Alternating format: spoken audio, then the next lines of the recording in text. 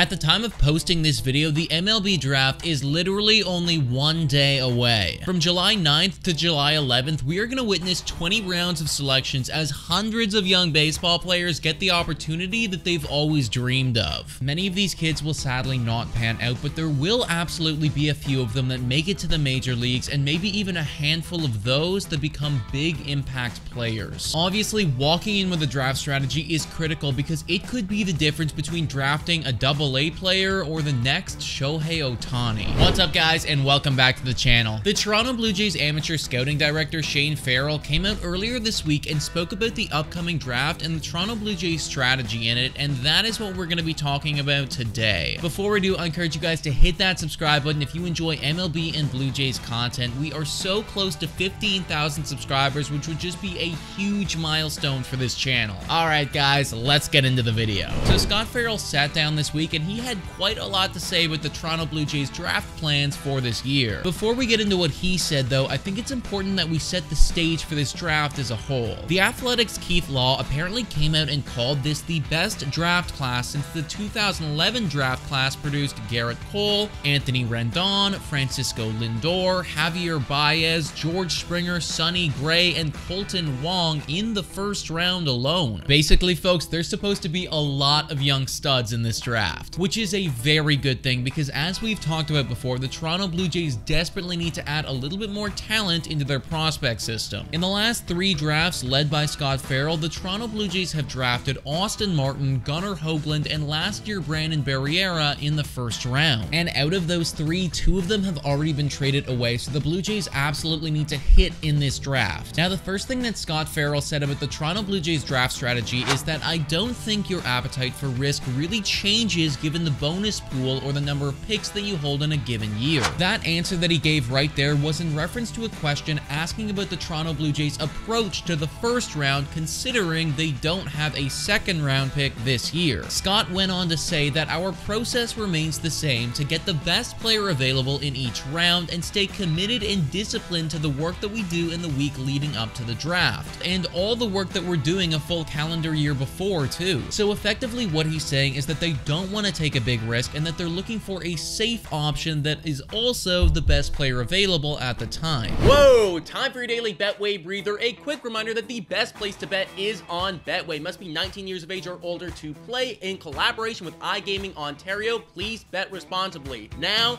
back to the content. Now, Scott would go on to say that the Blue Jays aren't necessarily prioritizing a certain position, but I think we can actually take an educated guess as to where they're gonna go. Keith Law, the writer for The Athletic, noted that there are enough college arms to keep the first round interesting, with left-handers and catchers as the only position with limited choices. And seeing as the Toronto Blue Jays have used their first round selection on a starting pitcher the last 2 years in a row, and we always seemingly need more pitchers, if I had to take an educated guess, I'm thinking that's probably where they're gonna go. But guys, let me know what you think about all this in the comments down below. Who do you think the Toronto Blue Jays should draft? Thank you so much for watching, and go Jays go!